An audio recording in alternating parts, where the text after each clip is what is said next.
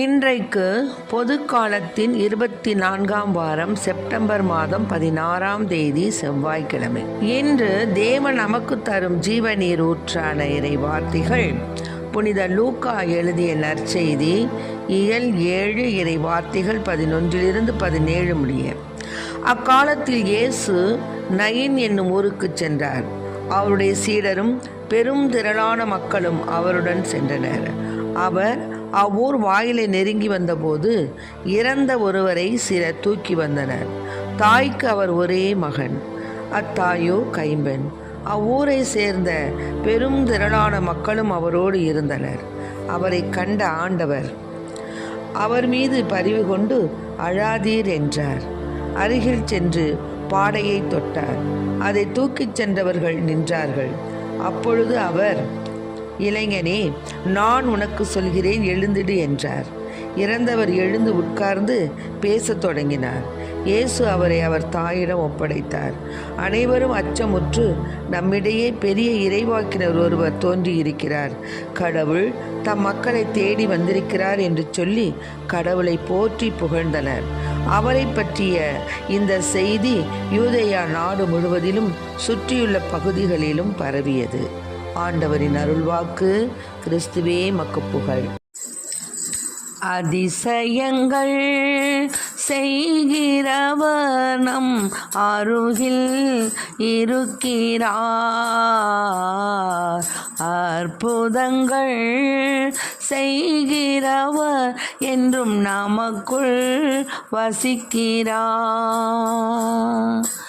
அதிசயங்கள் செய்கிறவர் என்றும் நமக்குள் இருக்கின்றார்.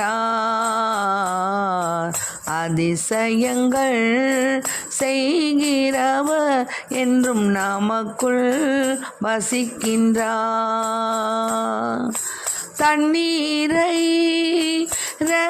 இரத்தமாய் மாற்றினார் அதிசயம். எகிப்து தண்ணீரை இரத்தமாய் மாற்றினார் அதிசயம். வெறும் தண்ணீரை திராட்சை ரசமா மாற்றினார் அதிசயம். வெறும் தண்ணீரை திராட்சை ரசமாய் மாற்றினார் அதிசயம். அதிசயங்கள் செய்கிறவர் என்றும் நமக்குள் வசிக்கிறார்.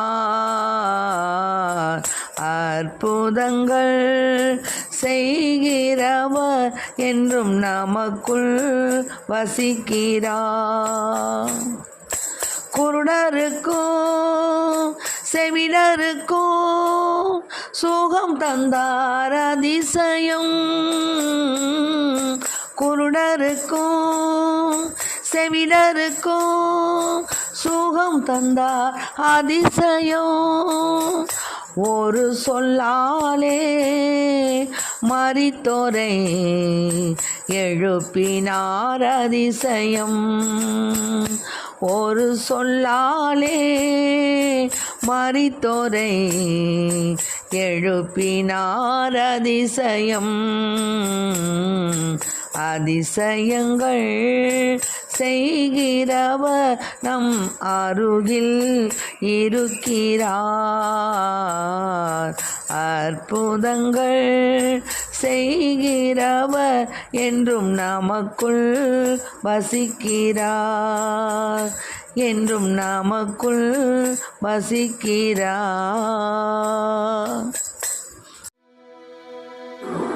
இன்றைக்கு நம் தேவன் தரும் ஜீவநீர் ஊற்றான இறை வார்த்தைகளை கேட்டோம். என்ன ஒரு அதிசயம் பாருங்க. யாராவது எங்கேயாவது நம்ம கேள்விப்பட்டிருக்கிறோமா? எங்கேயாவது ஒரு இறைவன் ஒரு உயிரை உயிர்த்து எழச் செய்தார் என்று நம்ம கேள்விப்பட்டிருக்கோமா? ஆனால் இங்கு வாழ்ந்த தேவன், வாழ்கின்ற தேவன், வாழும் தேவன் ஆக இன்று, நேற்று, இன்று, நாளை என்றும் அவர் உயிரும் உத்தானவுமாக இருக்கின்றார். என்பதை நமது தேவன் மெய்ப்பிக்கின்றார். யாருமே வரலாற்று, அதாவது ஒரு ஏதோ ஒரு செய்திகளை படிக்கிறோம், இல்லை ஒரு சமயங்கள் அது மாதிரி பார்க்குறோம் அப்படின்னு சொன்னால் எல்லாமே பார்த்திங்கன்னா ஒரு வரலாறாகத்தான் இருக்கும். ஆனால் நாம் தேவன் மட்டும் வாழ்ந்த தேவனை பற்றிய வரலாறு தான் நாம் இப்போ பரிசுத்த அந்த பைபிளிலிருந்து நாம் படிக்கிறோம். எப்படின்னு கேட்டிங்கன்னா, தேவன் ஏசப்பா போயிட்டுருக்காங்க. அப்போ அவரை சுற்றிலுமாக நிறைய பேர் போயிட்டுருக்காங்க. அப்போ எதிர்த்தாப்புல ஒரு பாடையை தூக்கிக்கிட்டு, ஒரு இறந்த இளைஞனை சுமந்து கொண்டு ஒரு பாடையை தூக்கிக்கிட்டு பல பேர் வர்றாங்க. அப்படி வர்றச்ச அவங்க அம்மா, அந்த இளைஞனுடைய தாய் ஒரு கைம்பெண், மிகுந்த பாரத்தோடு. இப்போ நம்மளுக்கே தெரியும், ஒரு வீட்டில் ஒரு குடும்ப தலைவன் இல்லைன்னா அவங்க எவ்வளோ பெரிய வருத்தம் அடைவாங்க. அந்த குடும்ப தலைவனும் இல்லாமல் அவங்களுடைய மகனும் இறந்துட்டாங்கன்னா அந்த தாய் எவ்வளவு துக்க சாகரத்தில் அமிழ்ந்து போவாங்க. அந்த இரக்கம், அந்த தாயின் மீது கருணை, அந்த தாய் எவ்வளவு துக்கப்படுறாங்க. அந்த உள்மன காயத்தை அறிந்த தேவன் என்ன செய்கிறாரு, அந்த பாடையை நிறுத்தி, இளைஞனே அழாதீர் முதல்ல சொல்கிறார். அவங்க அம்மாவுக்கு முதல்ல என்ன சொல்கிறாரு, அழாதீர் அப்படின்னு சொல்லிட்டு போய் அந்த பாடையை தொட்டு அந்த இறந்த மகனை, இளைஞனே எழுந்துருன்னு சொல்கிறாரு. உடனே அந்த இறந்த இளைஞன் எழுந்து உட்கார்றான். அவனே அவனது தாயிடம் ஒப்படைக்கிறார். நினச்சி பாருங்க, இப்போ நம்ம ஒருத்தவங்க இறந்துட்டாங்க, நம்ம அவங்கள பற்றி அழுது புலம்பி அவங்கள தூக்கிக்கிட்டு போகிறோம். தூக்கிட்டு போகிறச்ச அவங்கள தேவன் உயிர்ப்பித்து எழுந்து நம்மோடு குடும்பத்தோடு ஒப்படைச்சாருன்னா நமக்கு எவ்வளோ பெரிய ஒரு ஆனந்தமாகவும் இருக்கும், அதே சமயம் அதிசயமாகவும் இருக்கும், அச்சமாகவும் இருக்கும். அந்த நிலையில் தான் அந்த மக்கள்லாம் இருந்தாங்க. என்னடா, இறந்த மகனை உயிர்ப்பித்த தேவன் வந்துட்டாரே, அப்போது நம்மை மீட்கக்கூடிய தேவன் நம்மிடையே பெரிய இறைவாக்கினர் வந்துட்டாரு. அதனால் இறைவாக்கினர் ஒருவர் தோன்றி இருக்கிறார், கடவுள் தம் மக்களை தேடி வந்திருக்கிறார் என்று மக்கள் அவரை போற்றி புகழ்ந்தனராம். கடவுள் நம்மை தேடி வந்திருக்கிறார். ஆக இன்று கடவுள் நம்மை தேடி வந்திருக்கிறார். நாம் தயாராக இருக்கிறோமா? நாம் அவருடைய குரலை நாம் கேட்கின்றோமா? நாம் எந்தெந்த காரியங்களில் இறந்தவர்கள் போல் இருக்கின்றோம்?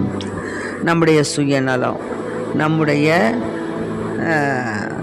மற்றவர் மீது நாம் கொண்டுள்ள அந்த தாழ்வு மனப்பான்மை, இன்னுமாக நம்மிடத்திலே உள்ள பல பண்புகள் எல்லாமே இறந்த பண்புகள் தான். எதுவுமே நமக்கு தேவனோடு ஒன்றிக்கக்கூடிய பண்புகள் நம்மிடத்தில் இருக்கிறதா? அதை யோசிக்கணும். யோசித்து நாம் இறைவனுக்கு ஏற்புடைய பிள்ளைகளாக வாழணும் அப்படின்னு சொன்னால் நாம் எப்படி இருக்கணும்? இறைவனுடைய இரக்கத்தை நாம் பெறணும். எப்படி அன்று அந்த மகள் தன்னுடைய மகனை இழந்து அந்த பாடையோடு போயிட்டுருக்கும் பொழுது அழாதீர் அப்படின்னு சொல்லி